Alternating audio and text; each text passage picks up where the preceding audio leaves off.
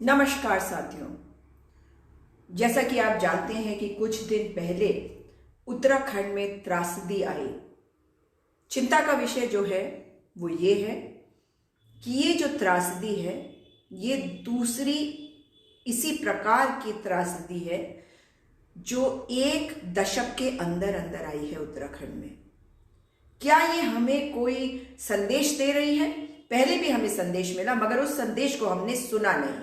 और आज मैं आपको जो बताने जा रही हूं वो आपको बताएगा कि हमारी सरकारें और सरकारों में आप इसे कृपया करके भारतीय जनता पार्टी या कांग्रेस की सरकार को ना समझे, इसे ये समझिए कि भारत की सरकार जो भी दल हो वो अलग विषय है।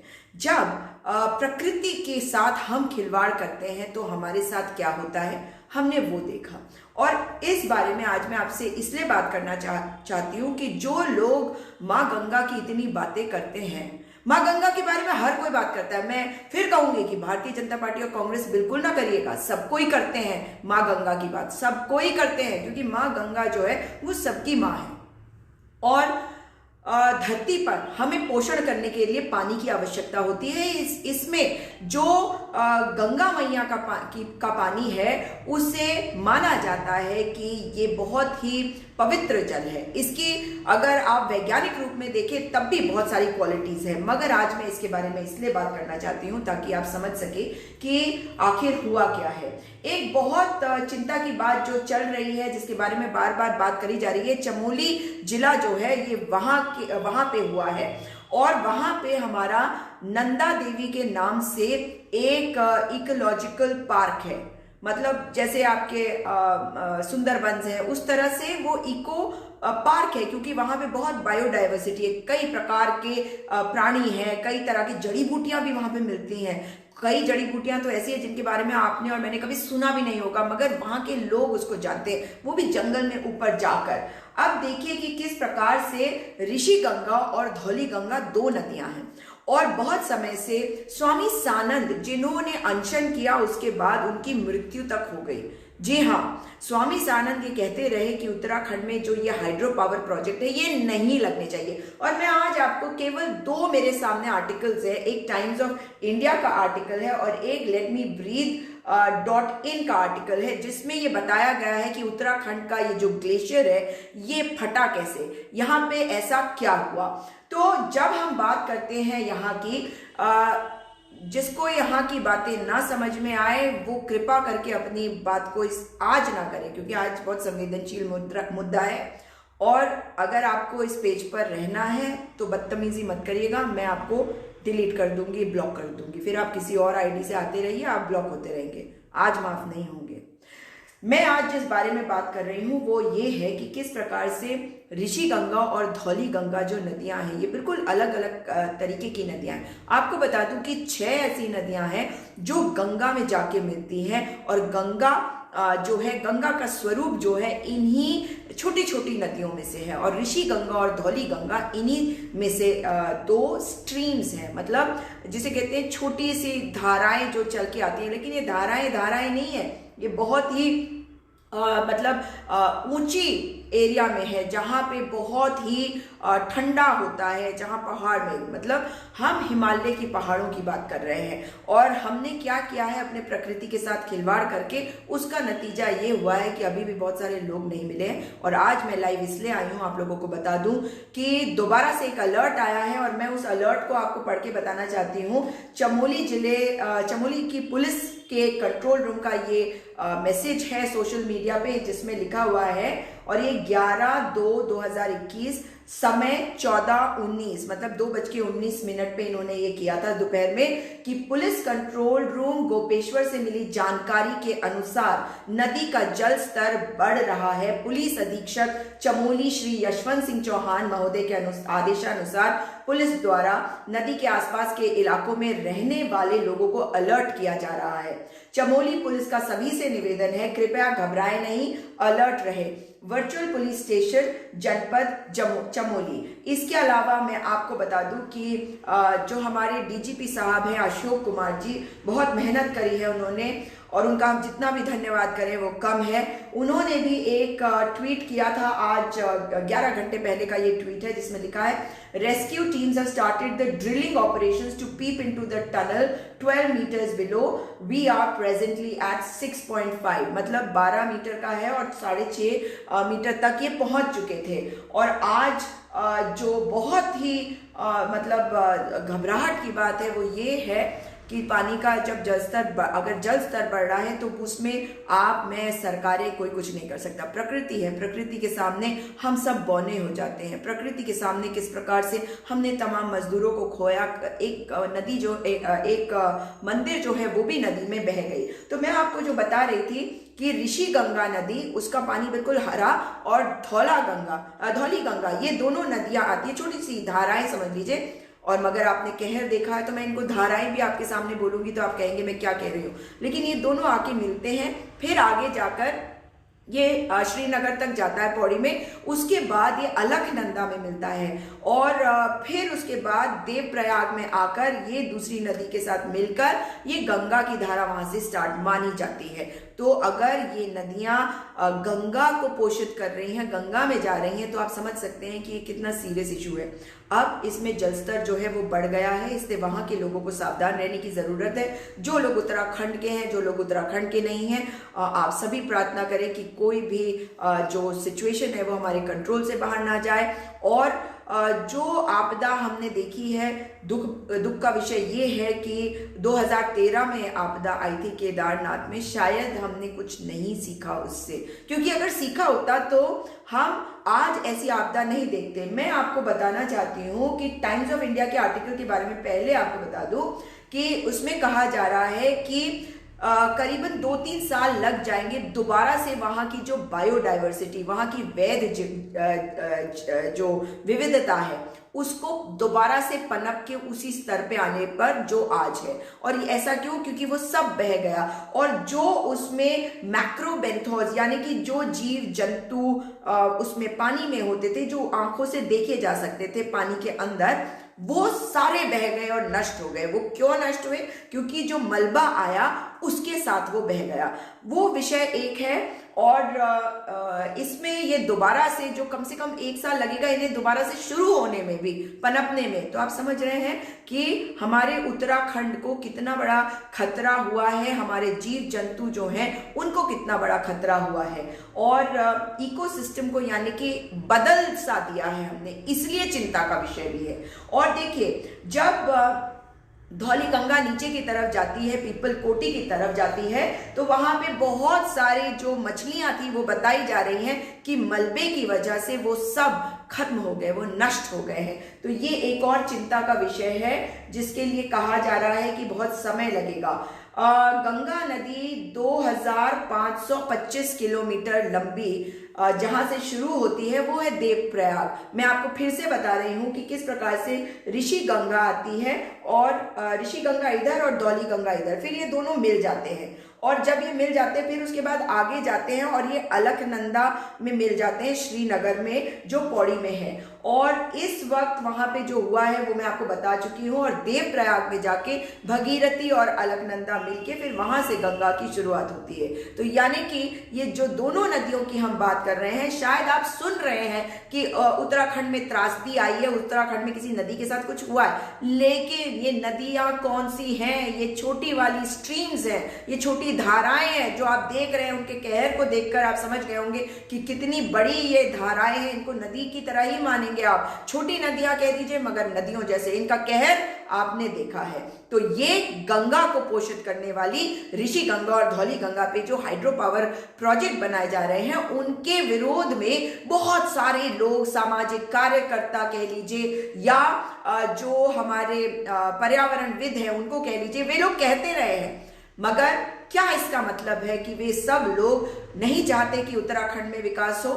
इसका एक कारण है। कारण यह है कि सरकारें कोई भी आई हो, उनके पास दूरदर्शिता नहीं होती। और ये हर एक के इलाके की बात कर रही हूँ, आप चाहे पंजाब से आते हो, चाहे बिहार से आते हो, जो हम सरकारों को चुनते हैं उनकी दूरदर्शिता नहीं होती। वो ये नहीं समझ पाते कि कौन सा नया तरीका है जिसको हम इस्तेमाल करके लोगों को नौकरियां दें। हमारे पहाड़ से लोग पलायन करके चले जा रहे हैं, मगर देखिए कि क्या हुआ है। और मैं आपको ये भी बता दूं कि अलकनंदा नदी जो है, जो गंगा में जाके मिलती है, जो धौली गंगा और ऋषि गंगा से बनती है, जानते हैं दिल्ली का पानी यहीं से आता है।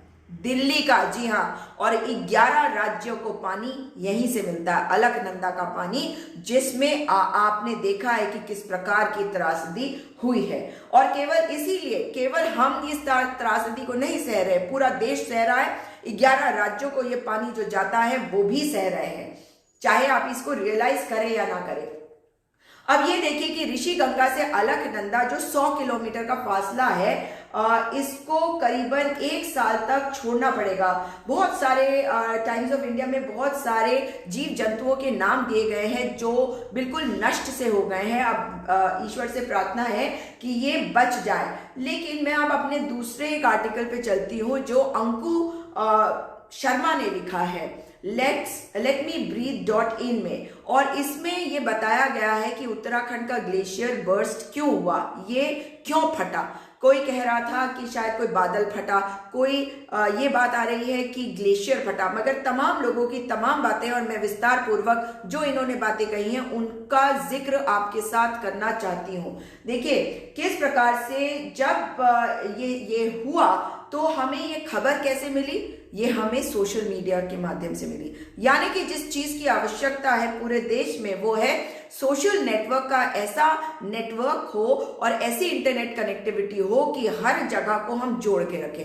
पहली बात यह है, हर राज्य सरकार और केंद्र सरकार को इस ओर ध्यान देने की जरूरत है। इसके लिए आपको बता दूं कि बीएसएनएल का कनेक्शन था जो काम करा था। जो खबरें हमने देखी, जो हमने वीडियो शुरुआत में देखी, वो सब बीएसएनएल के कनेक्शन के तौर पे के कारण हम तक पहुंच रही थी। आप समझ रहे हैं, ये सरकारी बीएसएनएल जो है, इसको आप भले ही कितनी भी बातें कह लीजिए, मगर जो सरकारी बीएसएनएल है उसी की वजह से तुरंत ही खबर हमारे सरकार को मिली, पुलिस को मिली, एसडीआरएफ, एनडीआरएफ सब एकदम तैयार हो गए, आईटीबीपी। उन सभी जवानों को, उन सभी अधिकारियों को सलाम है, सैल्यूट है कि उन्होंने जो कर सकते थे उतने समय में वो उन्होंने किया, क्योंकि 5 या 10 मिनट में कहते हैं कि वो एक्शन में आ गए।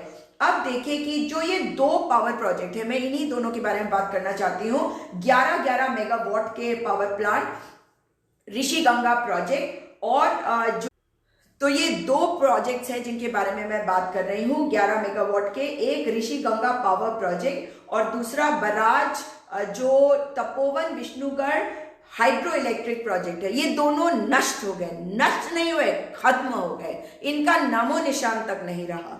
इस तरह का विकास चाहिए क्या? इस तरह का विकास आपको लगता है कि किसी भी राज्य को, किसी भी क्षेत्र को चाहिए होता है? और फिर हमारी सरकार कहती है कि अब इस बारे में बात करके इसको विकास के विरोध मत बनना। विकास के विरोधी हम कैसे हो सकते हैं? हमने इस राज्य को मांगा, इस राज्य को महिलाओं की बलिदानों से हमारे को प्राप्त हुआ, उसके बाद क्या हम विकास नहीं चाहेंगे? हमने राज्य ही विकास के लिए मांगा, मगर दूरदर्शिता की कमी हमारी पॉलिटिकल क्लास में है। और मैं सारी पार्टियों को इसमें दोष देती हूं, क्योंकि मैं उत्तराखंडी हूं। मैं नहीं चाहती कि मेरे राज्य में इस तरह की त्रासदी आए।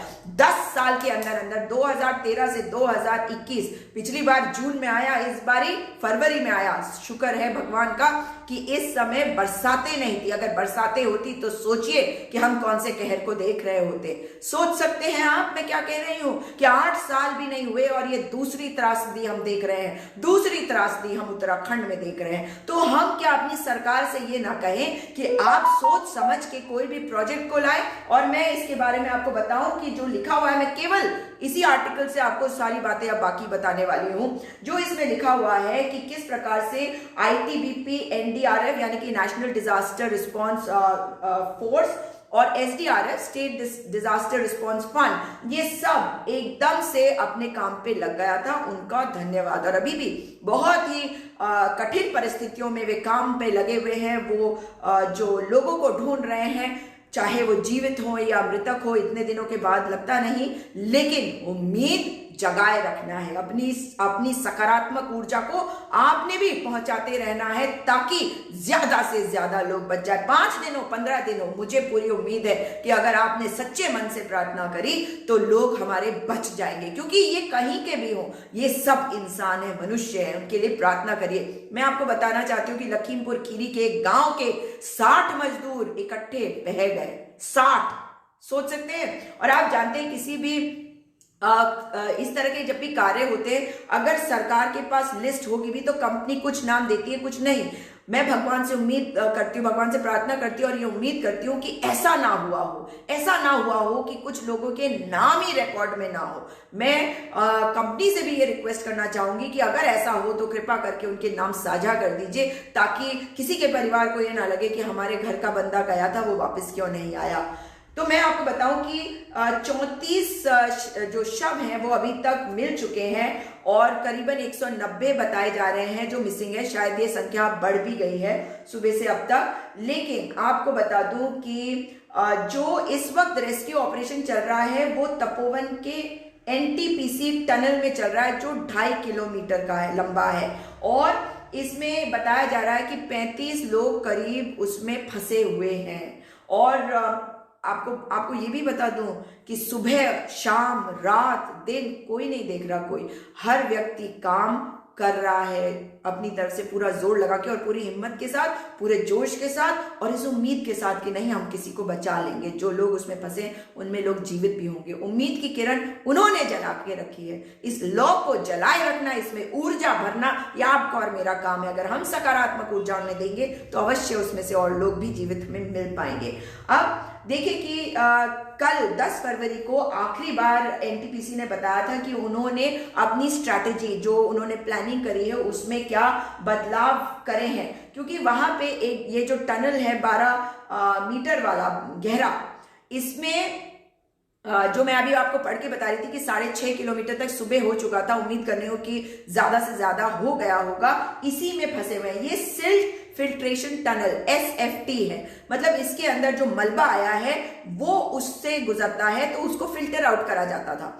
तो अब जो है ड्रिलिंग जो है मैं आपको बता चुकी हूँ, हो चुकी है। 6.5 मीटर की ड्रिलिंग हो चुकी थी। उसका अपडेट अभी डीजीपी साहब के ट्विटर पे या वेबसाइट पे मतलब कहीं पे नहीं आया, इसलिए मैं नहीं बता पा रही हूँ कि कितना हो गया होगा। लेकिन 12 मीटर गहरा है, 6.5 अगर हो गया तो प्रार्थना करते कि जल्द से जल्द बाकी भी हो जाए। और इसके अंदर लाइट, कैमरा, वो सब इन्होंने अंदर कर दिया। लेकिन बीच में काम रोकने की आवश्यकता भी पड़ गई थी, क्योंकि अचानक से पानी का जो लेवल है वो बढ़ गया था।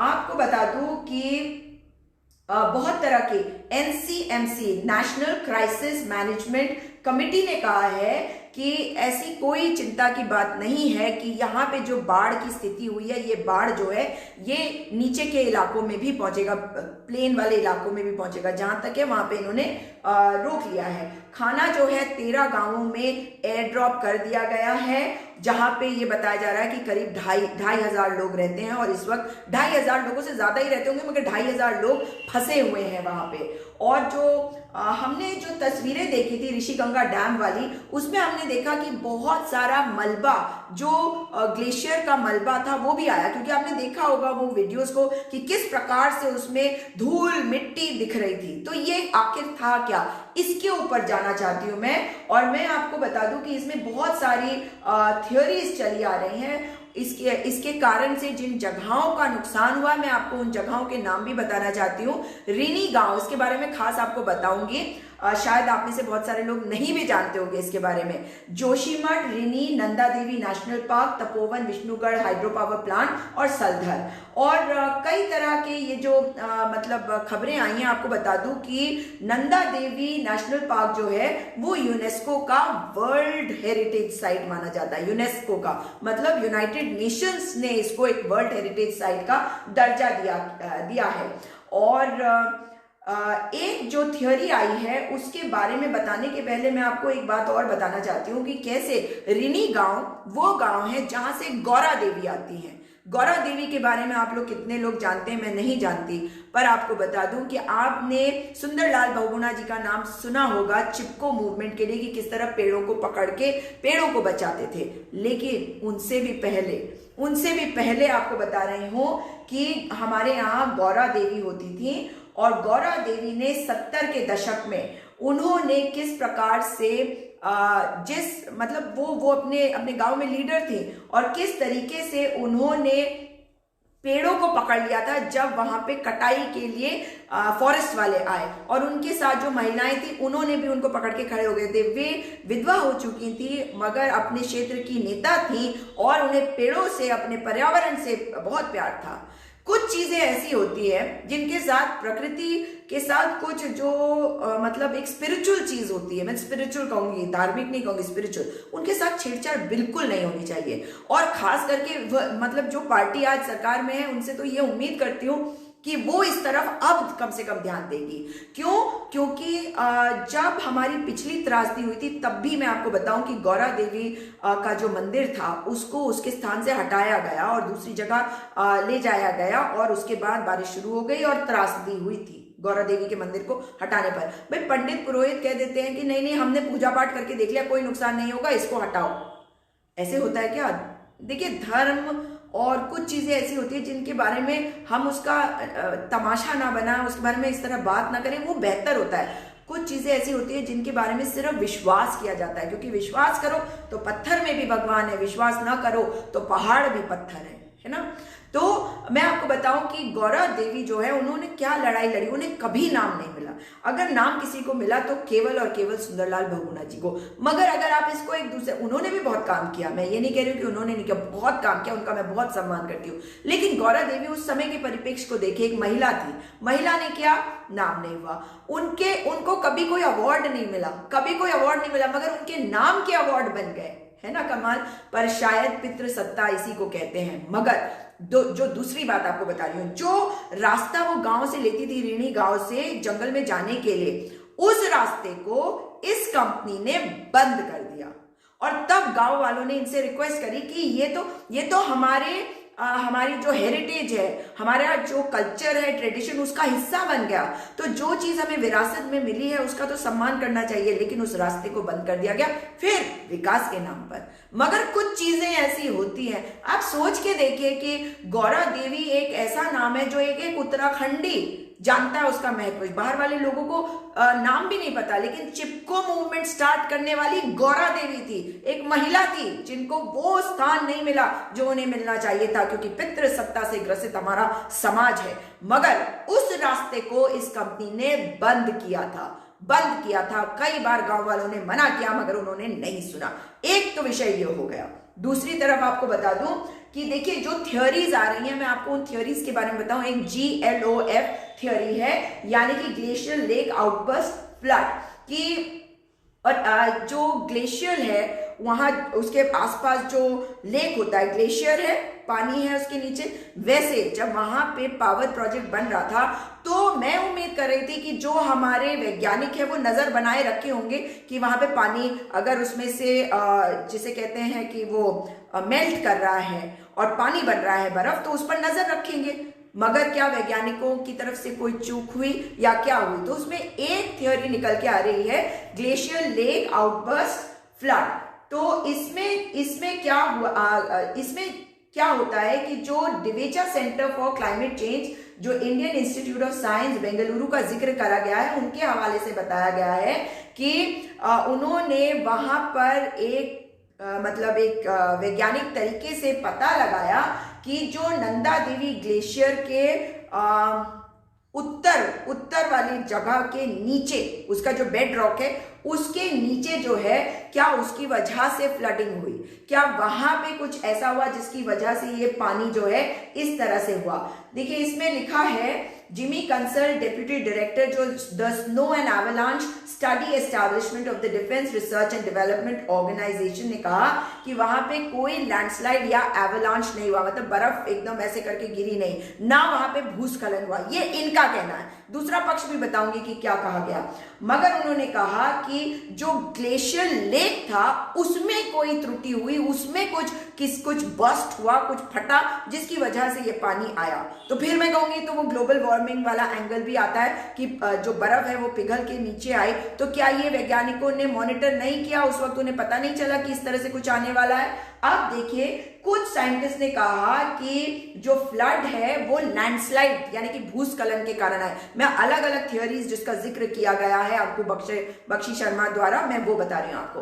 तो दूसरा जो कारण बताया गया है वो बताया गया है कि जो लैंडस्लाइड हुआ उसकी वजह से। अब अमेरिका के जो वैज्ञानिक है उन्होंने सैटेलाइट की तस्वीरों को देखकर अंदाजा लगाया है कि ये कोई भूस्खलन हुआ है जो ग्लेशियर पे गिरा और उससे ग्लेशियर टूटा और नीचे आ गया। ये दूसरा उन्होंने बताया। मैं फिर बता रही हूं, ये अमेरिका के वैज्ञानिकों का कहना है कि उन्होंने सैटेलाइट की जो तस्वीरें हैं उन्हें देखा और ये पाया कि भूस्खलन हुआ जो ऊपर में पहाड़ के ऊपर ही तो वो ग्लेशियर बना है ना, तो वो भूस्खलन जो हुआ, वो भूस्खलन से जो मलबा गिरा, वो मलबा गिरा बर्फ पे, ग्लेशियर पे, और वो ग्लेशियर का एक टुकड़ा टूट के नीचे गिर गया। ये इनका कहना है। अब डैन शुगर जो है यूनिवर्सिटी ऑफ कैलगरी, उन्होंने कहा कि आइस एवलांच है जो घाटी में गिरी, जिसकी वजह से ये हुआ। और उन्होंने कहा कि जिस तरह से एकदम मतलब जम जाता है, फिर एकदम ठंडा हो जाता है ना, और एकदम से फिर वो पिघलता है, एकदम ठंडा और एकदम पिघल जाता है, उसके कारण से एक जो क्या कहेंगे, रॉक का मतलब पत्थर का बड़ा हिस्सा, मतलब भूमि का एक बड़ा हिस्सा मान लीजिए, रॉकी होता है, वहां तो पेड़ उगते नहीं बर्फ के अंदर, तो वो हिस्सा जो है वो टूटा और वो नीचे खिसक के आया। उसकी वजह से जो मलबा था उसमें जो बर्फ, जैसे जैसे मलबा गिर रहा था, बर्फ जो है वो पिघलती जा रही थी और उसकी वजह से ये नीचे की तरफ आया। और इसका प्रूफ वो कैसे देते हैं, उनका जो ये डैन शुगर है, इनका कहना है कि जो हमने वो बादलों की तरह उठता हुआ, मतलब जिसे कहते हैं ना बादल देखा था पानी के अंदर, वो मलबा था, उसमें बहुत सारा जो धूल मिट्टी दिखाई दे रही थी, वो कहां से आई? वो इस भूमि के टुकड़े को टूटने के कारण से आई। फिर उन्होंने ये भी कहा है कि जो वहां की इकोलॉजी है वो बहुत संवेदनशील है, और क्योंकि मानव सृजित कार्य वहां होते रहे हैं उसकी वजह से ये बाढ़ आई है। और इसके बारे में बहुत पहले से वैज्ञानिक कहते रहे हैं कि ये संवेदनशील इलाका है, यहाँ पे ज्यादा छेड़छाड़ करने की आवश्यकता नहीं है। तो मैं यहाँ पे आपको एक चीज बताना चाहती हूँ कि गढ़वाल के जो पहाड़ हैं वो सीस्मिक जोन में आता है, मतलब वो फॉल्ट लाइन है, उसको कहते हैं सीस्मिक जोन 4 और 5। मतलब यहाँ पे धरती के टुकड़े एक दूसरे से यूं यूं हिल रहे हैं, है ना। तो इसी वजह से जब ये ज्यादा हिलते हैं तो भूचाल आता है, भूकंप आता है। और ये दोनों सीस्मिक जोन 4 और सीस्मिक जोन 5 वो इसी इलाके के अंदर है, पहली बात तो। और चमोली डिस्ट्रिक्ट जो है वो जोन 5 में आता है, जो बहुत ज्यादा इंटेंसिटी वाला जोन 5 है। मतलब जोन 5 का थोड़ा कुछ कम भी होगा कुछ इलाके में, मगर जो सबसे ज्यादा जो संवेदनशील है, सबसे ज्यादा जो जहां पे इंटेंसिटी हो सकती है भूकंप की, वो वहां आता है। मुझे याद है 1991 में भूचाल देखा था, सुना था उसके बारे में, महसूस भी किया था, देहरादून में भी आया था, लेकिन वो भूकंप आया था उत्तरकाशी में मेन। उसके बाद कुछ छोटे मोटे भूकंप हमने देखे, मगर अब अलार्म बेल्स क्यों बज रहे हैं? ये जो मतलब एक घंटी बज रही है, एक डर हमें होना चाहिए, वो क्यों है? क्योंकि अब बाढ़ भूचाल के आगे चला गया। भूचाल होते थे यहाँ, भूकंप होते थे, क्योंकि यहाँ हम फॉल्ट लाइन पे हैं, लेकिन अब जो हो रहा है वो चिंता का विषय है, क्योंकि वह उन इलाकों में हमारे यहाँ ग्लोबल वार्मिंग भी हो रही है पूरी धरती पर, उसके कारण भी, और जो हम मानव सृजित कार्य कर रहे हैं उनकी वजह से हम अपनी प्रकृति के साथ इस प्रकार का खिलवाड़ कर रहे हैं कि भूकंप के साथ अब बाढ़ भी आनी शुरू हो गई है। पहले नहीं सुना था, कभी नहीं सुना था। और 91 के बाद छोटे छोटे भूकंपों के बारे में सुना था, मगर जो त्रासदी हमने 2013 जून में देखी और अब देखी हमने फरवरी के महीने में 2021 में, डरा रही है। आपको बताऊं कि इसरो ने जो स्टडी करी ग्लोबल वार्मिंग के ऊपर, उन्होंने भी ये बात कही थी कि यहाँ पे ज्यादा भूस्खलन और इस तरह से अचानक से बाढ़ आ सकती है। वो ऑलरेडी कह रहे हैं, इसरो कह रहा है, Indian space research organisation study करके इस बात को बार बार कह रहा है और तमाम वैज्ञानिक इस एरिया को सेंसिटिव जोन बताकर इससे मतलब सावधान होने को कह रहे हैं। मैं आपको चोपड़ा पैनल की रिपोर्ट के बारे में बताना चाहती हूँ, 2014 की चोपड़ा पैनल रिपोर्ट, जिसके अध्यक्ष है रवि चोपड़ा। उसमें लिखा गया है कि 76 hydro electric power project, 76 hydro electric power project बनाए गए हैं जो 3100 मेगावाट की कैपेसिटी से ज्यादा की कैपेसिटी के हैं। और ये कौन से रीजन में है? जहां पे ग्लेशियर है, ऊंचे ऊंचे इलाकों में जहां ग्लेशियर है और जहां पे मिट्टी जो है वो बहुत ढीली हो गई है, वहां पोल्यूशन बहुत ज्यादा हो गया, पैरा ग्लेशियर रीजन इसको बोलते हैं। तो यहां पे उन्होंने कहा है कि हमने कहा है कि इस एरिया में मतलब समुद्र से 7000 फीट के ऊपर के एरिया में कोई हाइड्रो पावर प्रोजेक्ट ना लगाया जाए। स्वामी सानंद, प्रोफेसर जेडी अग्रवाल, जिन्होंने अपनी जान दे दी प्रोटेस्ट करते करते कि आप ये हाइड्रो इलेक्ट्रिक पावर प्रोजेक्ट बंद कर दीजिए, ऋषि गंगा और धौली गंगा प्रोजेक्ट के लिए भी वो कहते रहे कि गंगा मैया के ऊपर कोई भी प्रोजेक्ट मत बनाओ, और उन्होंने अपनी जान दे दी 2018 में एम्स ऋषिकेश में। तो मैं आपको बता रही थी कि इसमें बताया गया है किस प्रकार से ये बात कही गई है कि ये बहुत डेंजरस है। इसके अलावा आपको एक और बता दूं, पीपल साइंस इंस्टीट्यूट उत्तराखंड में इन्होंने कहा है कि जो यहाँ पे ये सब नुकसान हुआ है, इसका कारण जो है वो ये पानी के साथ जो खिलवाड़ हम कर रहे हैं, जो नदियों के साथ खिलवाड़ कर रहे हैं, उसकी वजह से हुआ। वो भी यही बात कह रहे हैं, मतलब मानव सृजित वो मानते हैं। हमारे शायद जो सरकारें हैं, कोई भी सरकार होती, कांग्रेस की होती, बीजेपी की आज है, वो शायद नहीं मानती, इसलिए जनता को जागरूक होने की भी जरूरत होती है।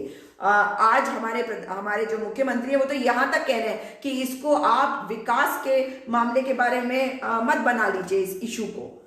अब देखिए कि इसमें डीपी डोभाल का जिक्र है, जो Wadia institute of Himalayan geology जो हमारे देहरादून में ही है, इसमें साइंटिस्ट हुआ करते थे, और इन्होंने कहा है कि जब हम इस तरह के हाइड्रो प्रोजेक्ट बनाते हैं या रेल वाले प्रोजेक्ट बनाते हैं, और हमारे यहाँ रेल भी बन रही है, पहाड़ में चढ़ रही है, हमारे यहाँ 4 धाम रूट भी बन रहा है, पहाड़ों को काट काट के उसके अंदर हम टनल बना रहे हैं। हम कोई ऑस्ट्रिया के पहाड़ है, हम यूरोप के पहाड़ है जो हम कर रहे हैं। केंद्र सरकार हमारे को कहती है, और हमारे यहाँ के अधिकारी जो है वो, क्योंकि अधिकारी हमारे उत्तराखंड के नहीं है, वो कोई तेलंगाना से आया है, कोई आंध्र प्रदेश से आया, उसे समझ ही नहीं है यहाँ के लिए, उसको जुड़ाव नहीं है हमारे पहाड़ों से, तो उसे कोई फर्क थोड़ी पड़ता है कि हमारे यहाँ जो चीज हो रही है वो ठीक हो रही है या नहीं। हो गया, चीजें हो गई, उसके रिकॉर्ड में चला गया, बात खत्म हो गई, उसके बाद कुछ होगा तो हम झेलेंगे, लोग झेलेंगे जो उन गांवों में रहते हैं।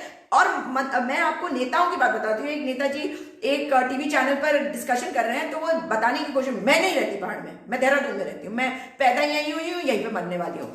अब वो क्या कहते हैं, वो ये इस बात को कटाक्ष करने के लिए कह रहे हैं, मैं तो इन्हीं पत्थरों में से निकला। अरे तो पत्थरों में से निकले हो तो पत्थर दिल, कुछ तो दर्द होना चाहिए था तुम्हारे दिल के अंदर कि तुम पहाड़ों का विकास इस प्रकार से करो। लोग चले जा रहे हो, फिर कह रहे लोग तो जाएंगे। अरे लोग जाएंगे, हम भी जानते हैं कि नौकरी करने के लिए हर जगह से दूसरी जगह लोग जाते हैं, मगर उनको रोकने के लिए आपको उनके लिए नौकरियां बनानी है। लेकिन उसके लिए आप यहाँ पे जो चीज है उसी तरह से उसको विकसित कर लो ना। मैंने ये चीज एक खास देखी थी ऑस्ट्रेलिया में, मतलब वहां पहाड़ नहीं है, वो हमें पहाड़ दिखा रहे थे, मुझे फर्जी पहाड़ दिखा रहे हैं। ये पहाड़ है क्या? ये पहाड़ नहीं है, फर्जी पहाड़ है। क्योंकि पहाड़ देखने हैं तो मेरे उत्तराखंड में आओ, मेरे भारत में आओ, तो मैं पहाड़ दिखाऊं मैं, और वो उसी को मार्केट करे, तो उसी को पैसे देकर लोग देखने जा रहे थे। तो व्यवस्था को ठीक करने के लिए दूरदर्शिता होनी चाहिए। इसलिए आप लोगों को बार बार कहती हूँ कि नेता जो है किसी भी पार्टी के, मैं एक पार्टी के बारे में नहीं कह रही हूँ, किसी भी नेता को आप चुनते हैं आपका प्रतिनिधित्व करने के लिए, तो उसके अंदर दूरदर्शिता होनी चाहिए। इसलिए पढ़ाई की जरूरत होती है, इसलिए पढ़े लिखे लोगों को, और जिसको दर्द हो, जिसके अंदर संवेदनशीलता हो। ये क्या बात हुई कि आपने कहा मैं अपने पहाड़ की बात कर रही हूँ, प्लीज इसको आप बाहर, उत्तराखंड के बाहर के बारे में सोचिए भी मत। हमारे यहाँ के जो साइकिल पे चलता हुआ एक टीचर जाता था, आज उसके कॉलेज है, उसने अपने बच्चों के लिए इतनी जमीनें बना दी हैं पॉलिटिक्स से। मतलब तुम 40-42 साल की उम्र तक केवल एक स्कूल टीचर है, स्कूल टीचर, तुम्हारी पत्नी भी स्कूल टीचर है, उसके बाद आज तुम एक मंत्री हो, केंद्र में भी मंत्री हो, और तुम कॉलेज बनाते हो। कॉलेज कहां से आए इतने पैसे? लोन लिए, सिर्फ लोन तुम्हारे लिए है। ये वेस्टेड इंटरेस्ट क्यों आ जाता है? या आप लोगों के लिए क्यों नहीं होता? ये आम जनता के लिए क्यों नहीं होता? मुझे हमेशा इस चीज से दिक्कत होती है। हाँ, मैं ये मानती हूं कि अच्छा समय बुरा समय सबके लिए आता है, लेकिन जनता के लिए कार्य हमारे नेता तो कम से कम नहीं कर रहे। मैं ऐसा नहीं मानती हूं। खैर, इसमें देखिए बिल्कुल साफ तरीके से कहा गया है कि जो रोड वाले प्रोजेक्ट, सड़कें बनाने वाले या रेल प्रोजेक्ट, इसे नहीं बनाया जाना चाहिए। अब रैनी गांव के बारे में मैं आपको बता रही थी, इसमें जिक्र भी है कि सबसे बुरा जो त्रासदी सह रही है वो है रैनी गांव। और यहाँ पे चिपको मूवमेंट लिखा हुआ है कि 1973 में गौरा देवी के द्वारा किया गया था, और 2019 का एक जिक्र किया गया है कि एक PIL दाखिल करी गई थी। रैनी गांव के जो लोग हैं उनके द्वारा, कुंदन सिंह शायद प्रधान होंगे, उनके द्वारा किया गया था हाईकोर्ट में। इसमें जो वकील हैं अभिजय नेगी, मैं उनको बहुत समय से देख रही हूं काम करते हैं, बहुत अच्छा काम करते हैं, और उन्होंने इसको किया था, मतलब इसमें पैरवी करी थी। उन्होंने कहा था कि यहाँ पे ब्लास्टिंग हो रही है, इस पेटिशन में कहा गया था कि यहाँ ब्लास्टिंग हो रही है, तो ये रोका जाए। अब इसमें देखिए क्या हुआ, माननीय उच्च न्यायालय ने जिलाधिकारी को कहा और member secretary state pollution board को यह कहा था कि एक टीम को भेजो इंस्पेक्शन करने के लिए हाइडल पावर प्रोजेक्ट कि उसका पर्यावरण पर क्या असर होता है। आप मुझे बताइए, माननीय उच्च न्यायालय कोई निर्देश देता है तो कोई सुनता है सरकार में? भाई, माननीय उच्च न्यायालय तो केवल निर्देश दे सकता है, काम तो सरकार को करना होता है, जो इम्प्लीमेंटिंग अथॉरिटी उसको लागू करना होता है। मैंने तो खुद देखा है कि किस प्रकार से जो पुलिस और प्रशासन होती है, उनके पास आपको ऑर्डर लेके जाओ, कहते हैं इसमें ये नहीं लिखा, इसमें ये लिखा, इसमें ये लिखा के लाओ। अरे मतलब आप काम तो करोगे, आप उसका इंटरप्रिटेशन मत करो, जो लिखा है वो कर दो, है ना। मगर इससे ज्यादा माननीय उच्च न्यायालय कर नहीं सकता। फिर भी क्या, क्योंकि उसके बाद जब दोबारा लोग गए कि भाई ऐसा यहाँ पे ब्लास्टिंग हो रही है, तो माननीय उच्च न्यायालय ने कहा कि ये ठीक नहीं है, और 2 ऑर्डर दिए कि एक तो इसमें किसी भी प्रकार का स्टे दे दिया कि किसी भी प्रकार की ब्लास्टिंग ना हो और उस पर नजर रखी जाए। और मतलब इसके बाद वहां के कुंदन सिंह ने फोन करके वकील साहब को बताया, ये इस आर्टिकल में लिखा, मैं आपको उसी में से कोट कर रही हूँ। उसमें उन्होंने बताया कि किस प्रकार से जो कंपनी उस प्रोजेक्ट को बना रही थी वो नियमों का उल्लंघन कर रही थी, ऐसा इसमें कहा गया है। अब आप मुझे बताइए कि दो इस तरह के विध्वंसक बाढ़ हम देख रहे हैं उत्तराखंड में, और इसका खामियाजा जनता भुगत रही है, गरीब जनता, गांवों में रहने वाली जनता। और ये गांव कौन से हैं? ये गांव वो हैं जो हमारे सुरक्षा करते हैं, हमारे सुरक्षा प्रहरी हैं, हमारे इन गांव में रहने वाले लोग हमारे अपने लोग हैं। उनके दर्द को समझने की कोशिश अगर सरकार कर लेती तो अपने आप को इन पत्थरों में से निकला हुआ पत्थर ना बना देती, वो इन लोगों के लिए काम करती। उनके पत्थर में से अगर वो निकले तो उनके आंसू भी निकल जाते हैं उनके पत्थर दिल से, मगर नहीं निकल रहे। अभी भी हमारे मुख्यमंत्री का एक स्टेटमेंट मैंने देखा कि अब इसको लेकर लोग जो है इसे विकास कार्यों को रोकने के लिए बोलना ना शुरू कर दे। कोई नहीं चाहता कि विकास कार्य रुके।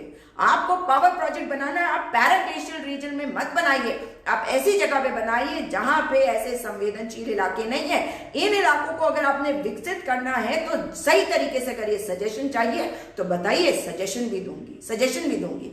आप मॉनिटर करिए कि कितने लोग वहां जा रहे हैं। आप वहां पर व्यवस्थाओं को ऐसे ठीक करिए कि वहीं के गांव के लोगों के घरों में आप व्यवस्था बना के दे, ताकि गांव वाले कमाई कर सके। जो लोग वहां जाते हैं और रहते हैं उनकी कमाई उन लोगों के लिए, क्या ये नहीं किया जा सकता? वहां पे आप एक अच्छा सा कुछ एक रिजर्व सा बनाकर उसके आसपास कुछ मतलब प्रकृति के साथ सामंजस्य बनाते हुए चीजों को बना लीजिए, वहां के खान पान को बढ़ाने के लिए, वहां पे लोगों के रहने के लिए, इन सब से लोगों के जीवन यापन के लिए एक रास्ता भी मिलेगा। लेकिन विजन हो, दूरदर्शिता हो, तभी तो करेंगे, इच्छा शक्ति हो तभी तो करेंगे। आप केवल अपने परिवारों के लिए, अपने बच्चों के लिए ही अगर इकट्ठा करते रहेंगे तो कैसे चलेगा। आप बातें करते हैं सत्ता में बने रहना, एक और दिक्कत है सत्ता में बने रहना। कोई और बोले तो राजनीति नहीं करना, समाज शास्त्री बोले तो आप विकास के कार्यों में रुकावट, अरे वैज्ञानिक बोले तो विकास कार्यों में रुकावट। आप बहुत नॉलेजेबल हैं, बहुत ज्ञानी समझते हैं अपने आप को, आपके पास तो ज्ञान ही नहीं है, क्योंकि आपने तो जो वोटों की राजनीति करनी है, हर नेता को कह रही हूं, प्लीज इसमें कांग्रेस भाजपा बिल्कुल नहीं करिएगा, हर नेता की बात कर रही हूं मैं, क्योंकि मैं देख रही हूं 20 साल से उत्तराखंड की हालत, देख रही हूं इस उत्तराखंड राज्य को मांगने के लिए किस प्रकार से महिलाएं सड़कों पे आती थी, देखा है। और आज मैं देख रही हूं कि एक मुख्यमंत्री महिला नहीं बन सकी आज तक। 20 सालों में महिलाओं के बलिदानों से, आंदोलन से बने राज्य में आज आंदोलन जीवी और आंदोलनकारी वाली बातें जो हो रही है, वो हमारे क्षेत्र के जब लोग कहें तब बुरा लगता है। अगर हम उसे राष्ट्रीय परिप्रेक्ष्य में कहें तब भी ठीक है, लेकिन हमारे राज्य के लिए कहने वाले लोग ये समझ ले कि अगर आंदोलन नहीं करती वो महिलाएं तो आज ये पुरुष न बैठे होते मुख्यमंत्री की कुर्सी पर। और इन्हीं की वजह से जितने मुख्यमंत्री आए, जितने, एक को छोड़कर, और वो एक नाम है नारायण दत्त तिवारी का। मगर नारायण दत्त तिवारी जी ने क्या कहा था कि मेरे मृत शरीर के ऊपर बनेगा उत्तराखंड, ये भी कहा था उन्होंने।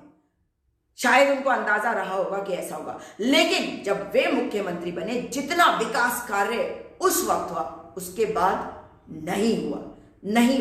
और जितना भ्रष्टाचार यहां पे हुआ, 50,000 करोड़ का ऋण है उत्तराखंड पर, इसके जिम्मेदार कौन है?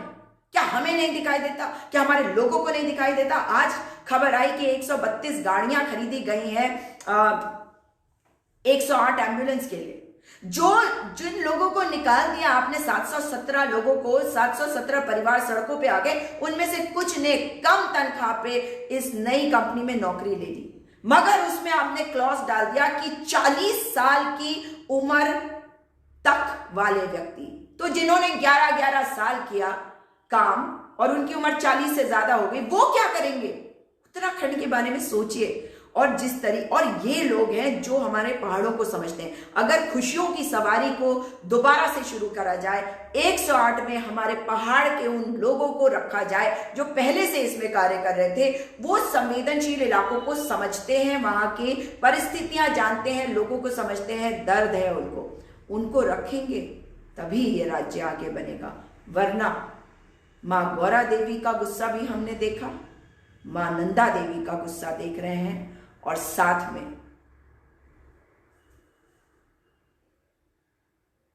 एक और गौरा देवी। क्या कोइंसिडेंस है ना। मैं कोइंसिडेंस की बात क्या कर रही हूं, क्या आप समझे मेरी बात? पिछली बार त्रासदी आई थी, कॉमन फैक्टर बता रही हूं, गौरा देवी का मंदिर हटाया गया था। इस बार त्रासदी जहां आई है, उस मार्ग को बंद किया गया जहां गौरा देवी, जिसे मैं मां गौरा देवी मानती हूं, क्योंकि उन्होंने चिपको मूवमेंट किया था, उसकी शुरुआत करी थी 1973 में, वो भी मां गौरा देवी थी। उस सड़क को बंद किया गया जिस सड़क से वो जाया करती थी जंगल में, जिस सड़क को लेकर वो गई, और उन्होंने रोका था लोगों को पेड़ काटने से, फॉरेस्ट वालों को, वो भी देवी, गौरा देवी। 2013 की आपदा में मां गौरा देवी, 2021 की आपदा में मां गौरा देवी। कुछ तो बता रही है प्रकृति, कुछ तो बता रही है मां गौरा देवी। शायद ये बता रही है मां गौरा देवी कि तुम शायद इस बात को दबा चुके हो कि मैं आई थी और तुमने मेरे मंदिर को हटाया था। फिर बता रही हूं, फिर इशारा कर रही हूं कि मां गौरा देवी के रूप में मैं जन्मी भी थी इस धरती पर, इसी ऋणी गांव में, और फिर वहीं पर आई है त्रासदी। दोबारा ऐसी त्रासदी ना हो, इसके लिए प्रार्थना करिए। और जितने लोगों की जानें चली गई हैं, उन सभी के लिए, उनके परिवारों के लिए प्रार्थना करिए। साथ ही ये प्रार्थना और अपनी पॉजिटिव ऊर्जा रखें कि हमारे एसडीआरएफ, एनडीआरएफ, आईटीबीपी के जवान कितनी मेहनत कर रहे हैं, हमारे अधिकारी कितनी मेहनत कर रहे हैं, हमारी सरकार भी कितनी मेहनत कर रही है। इस वक्त हम उनके साथ खड़े हों और वो लोग बच जाएं। पर काश सरकार और सरकारें, भाजपा कांग्रेस नहीं, सरकारें, उत्तराखंड की सरकारें आंखें खोले और केवल केंद्र सरकार के द्वारा दी जाने वाली योजनाएं, पैसा इस प्रकार से ना इस्तेमाल करे जिससे प्रकृति नाराज हो, मां गौरा देवी के गुस्से को हमें दोबारा देखना पड़े। आप सभी से निवेदन है कि प्रार्थना करिए और इस वीडियो को अधिक से अधिक शेयर करिए ताकि हम लोगों को ये खबर भी पहुंचाएं कि पानी जल स्तर जो है वो बढ़ गया है, इसलिए कार्यों में कुछ मुश्किलें आ रही हैं, मगर टनल में बहुत गहरे तक खुदाई हो चुकी है। उम्मीद कर रही हूँ कि जो हमारे जो जवान हैं, जो हमारे अफसर हैं, वो कार्य में लगे हुए हैं, वो भी सुरक्षित रहे और जो दबे हुए हैं उनको सुरक्षित निकाला जा सके। दोबारा मुलाकात होगी। जय हिंद।